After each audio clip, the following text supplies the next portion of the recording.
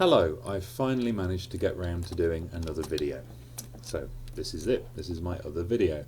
I'm just going to show you around part of my Minecraft world, which is very big and has taken a very long time to build.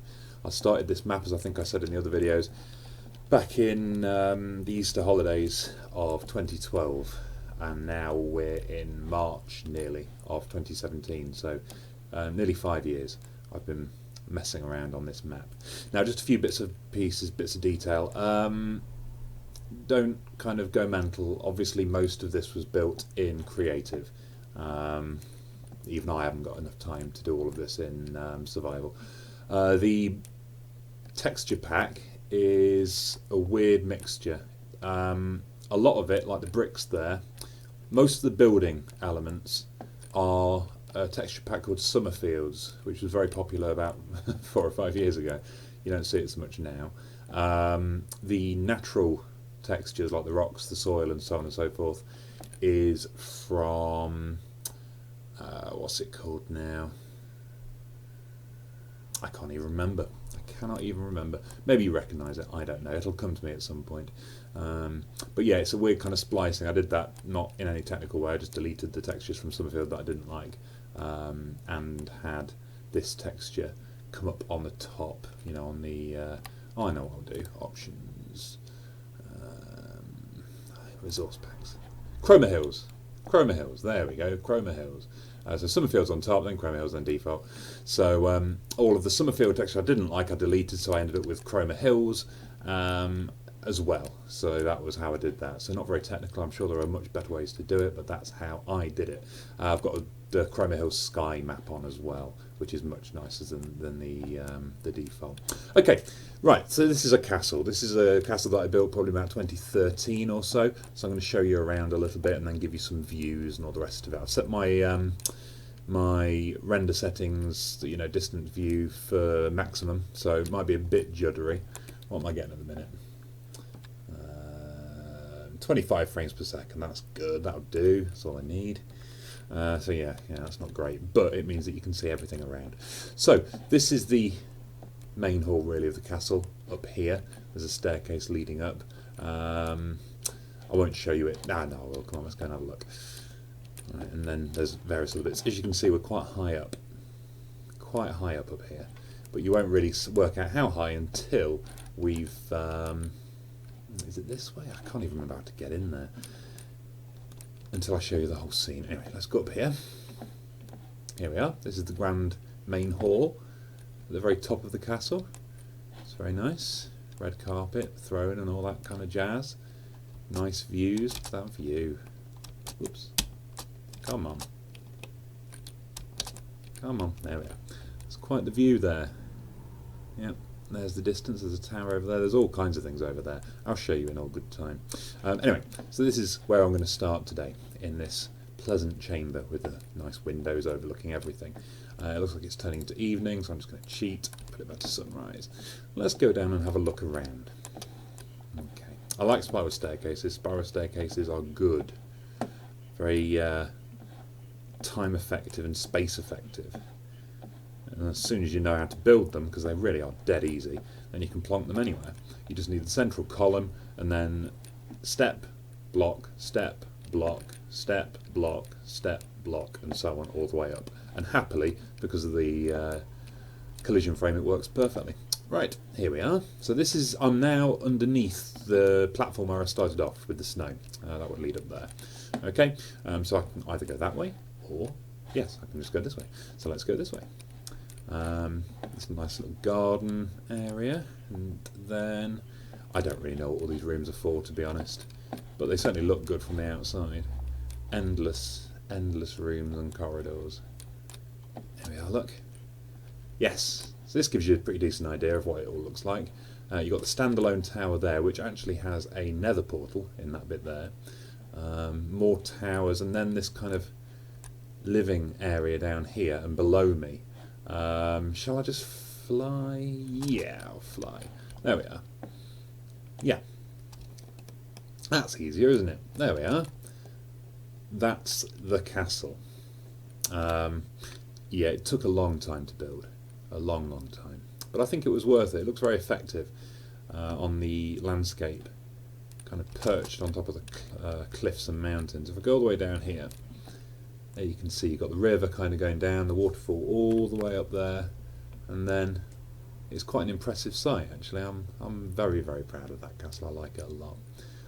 All my own work, and like I said, done in creative, not in survival. I like to imagine who lives here. What lucky individual will get to live in a bear house. Oh, I remember. Did I put a secret? I put secrets everywhere. You see, I've put things, caves, hidden trinkets. But often I'd put them in and forget where they were, or think I was going to put them in. Like this one clearly meant to have something going on, but I never got around to finishing it. So that can go on my list of things to do. So yeah, you got this nice kind of bridge network. I like the detail here.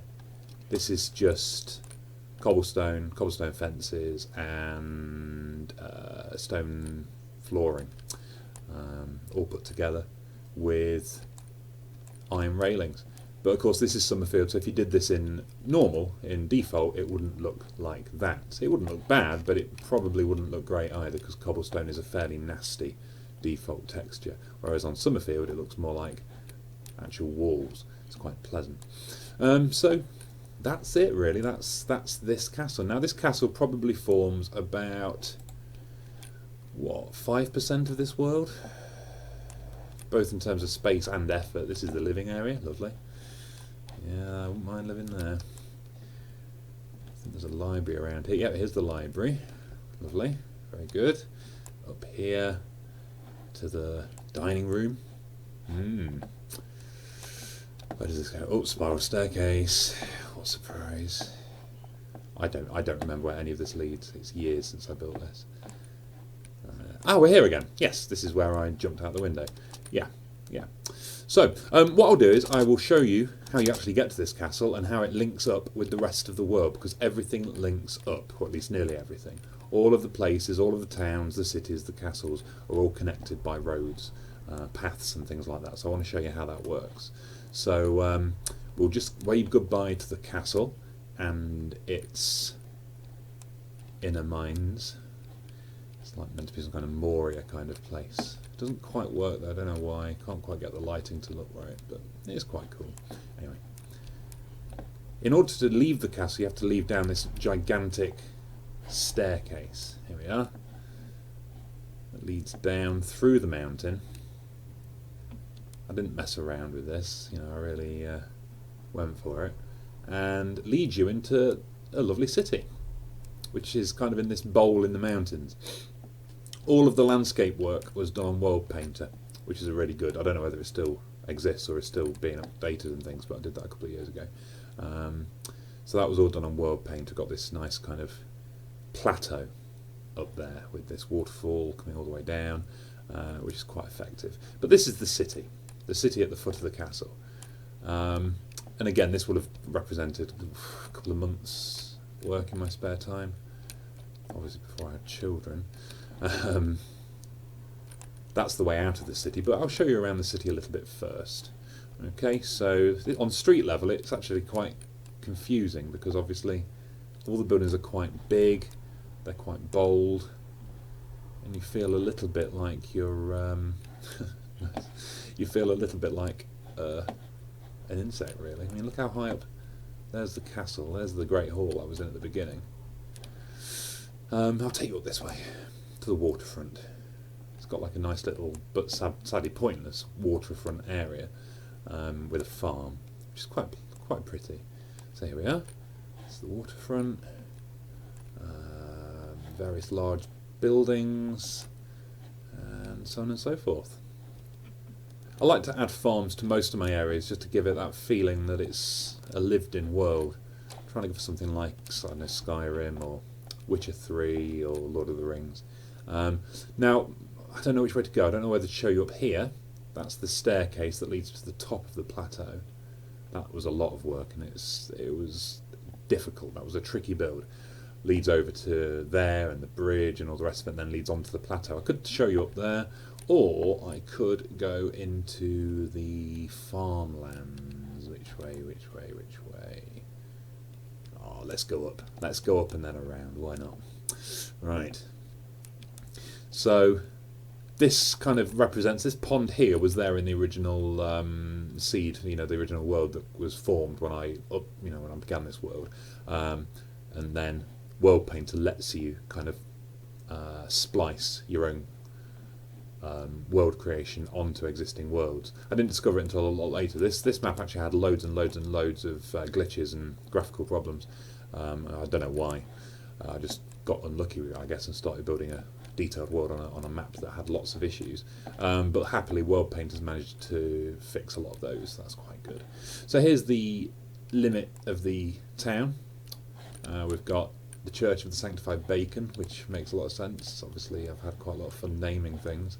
But this leads up to the giant staircase. What did I call it? The stair of stars. Yes, that's it. Stair of stars. So we will take the Stair of Stars up the wall of the plateau.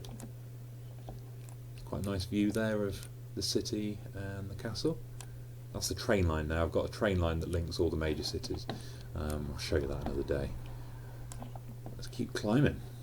This was really difficult to do. This gave me a headache for a long time. Like sometimes, you know, the landings go this way and then the stairs are like a bridge going over. Other times the stairs just carry on cutting into the plateau. It just depended on how steep it was.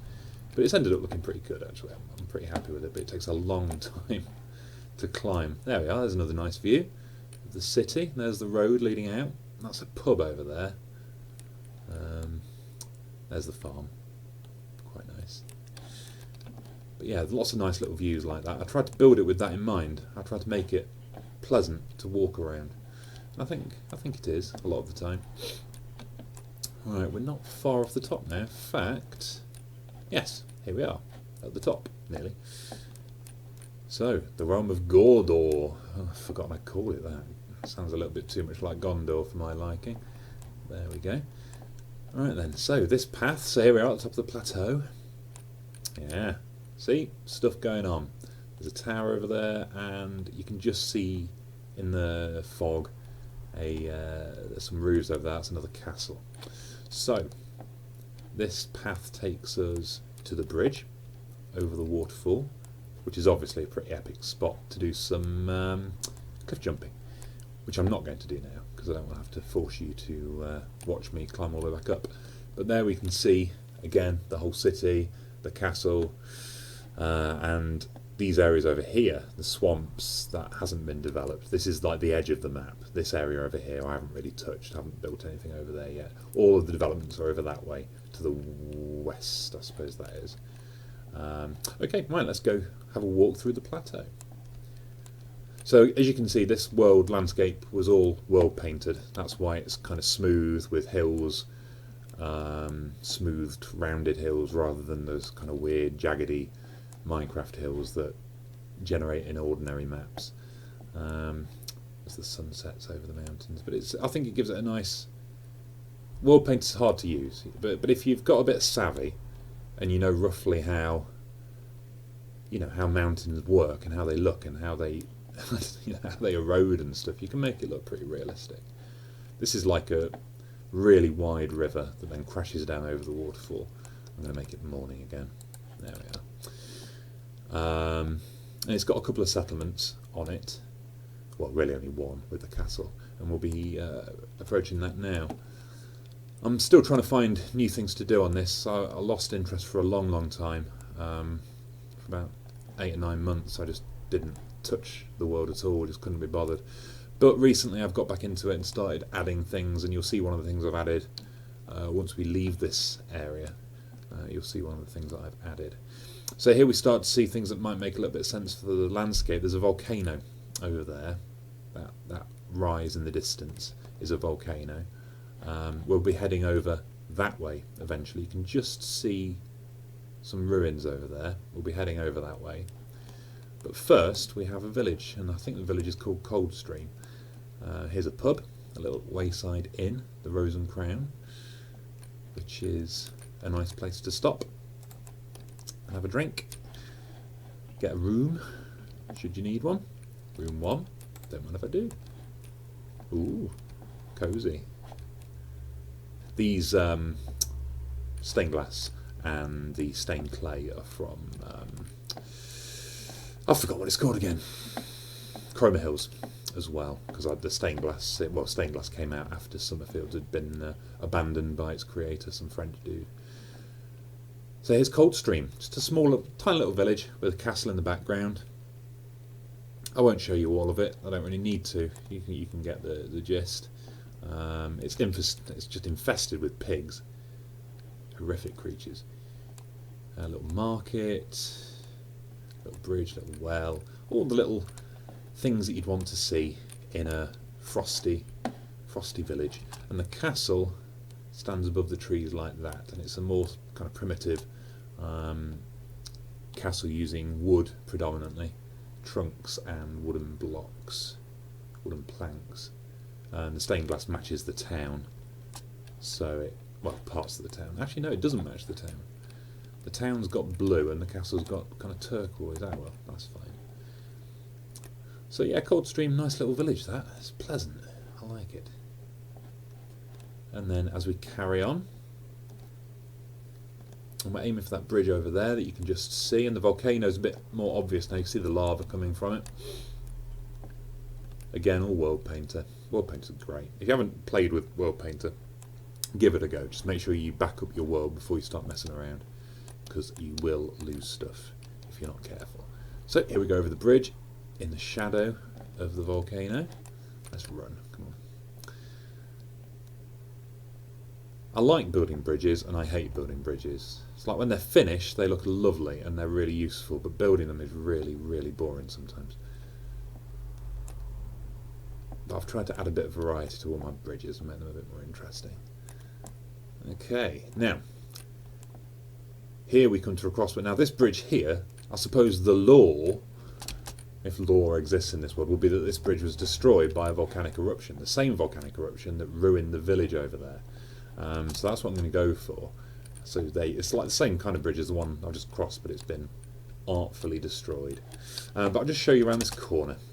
Now when I set this map up for download for people, I made this little hut around here the starting point. This is where you would begin your adventure, which was quite a nice touch. I think it's quite a nice place to start. I'll just show it to you and then we'll zoom off to the village, the ruined village.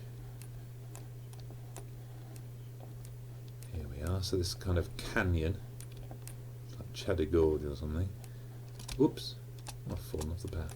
And here we are, the far cottage, and then over there is a pretty sweet waterfall crashing down.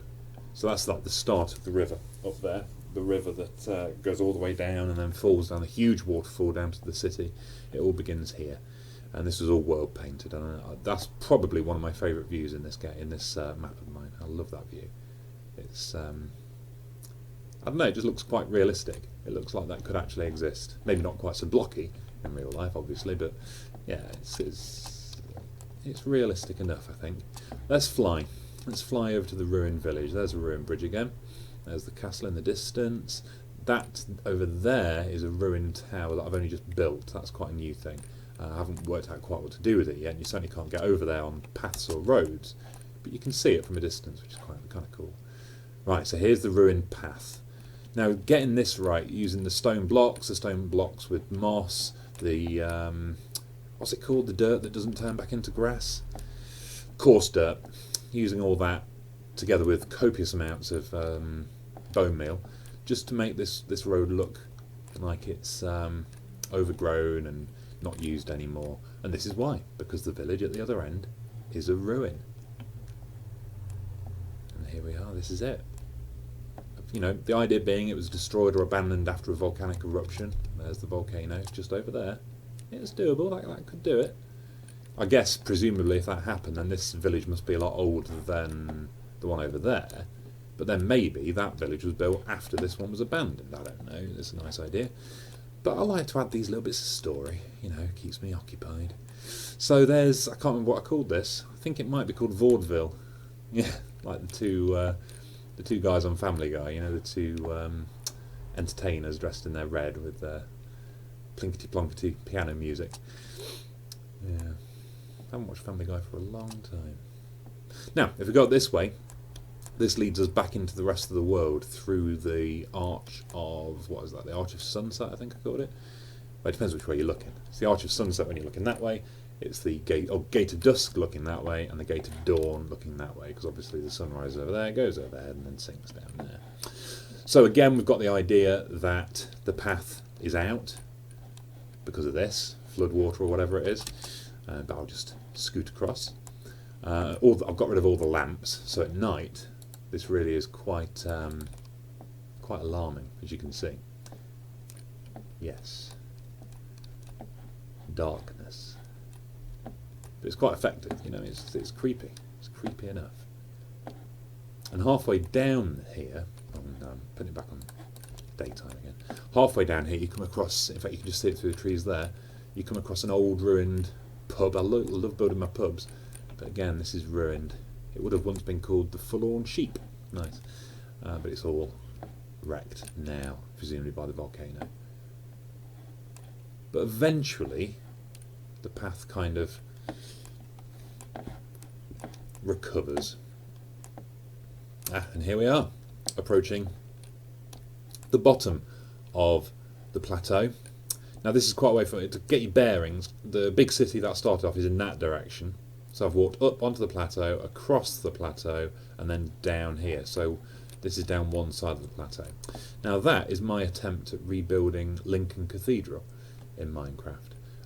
I got quite a long way and then got bored and then decided to make it look ruined by TNTing it a bit, to be fair. So now there's a ruined replica Lincoln Cathedral at the base of the plateau, just for a chuckle. There's another glimpse of the train line. That bridge there, that's a signal box and a station underneath that big tree. Then the train line goes across there, and then it goes over there, and that is the beginning of the big bridge that goes all the way across the ocean. And that's meant to look like the 4th rail bridge near Edinburgh, which is my favourite place. If you don't know it, have a look at it, it's very cool. You might know it from GTA San Andreas, because it was one of the bridges over the bay in San Fierro. It was a replica of the 4th rail bridge, like a big red thing made out of metal. Anyway, let's carry on down here. There's the ocean. Peaceful. I like the word peaceful, it seems.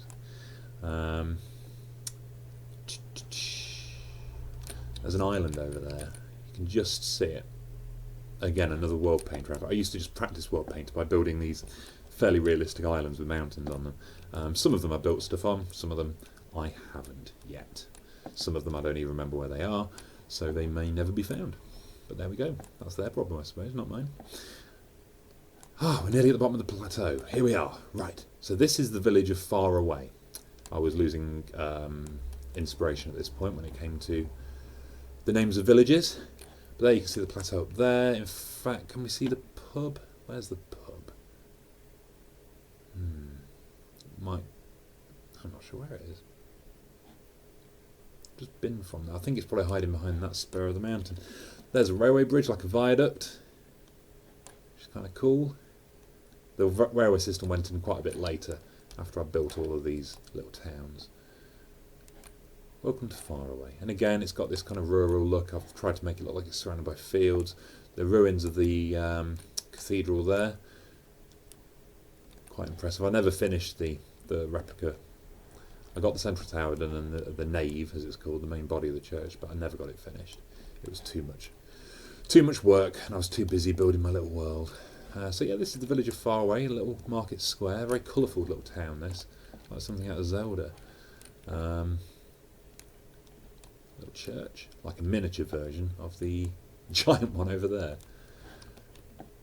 But let's not linger. Let's move on. Head this way past yet another farm, and yes, that windmill is cut and paste. I have made ample use of MC Edit, which is a really handy package for copying and pasting chunks of maps. That over there is the castle that I started off in, can you see? In the fog. Hopefully it's all starting to make some sense now. And we're approaching the most recent thing that I've built. There it is.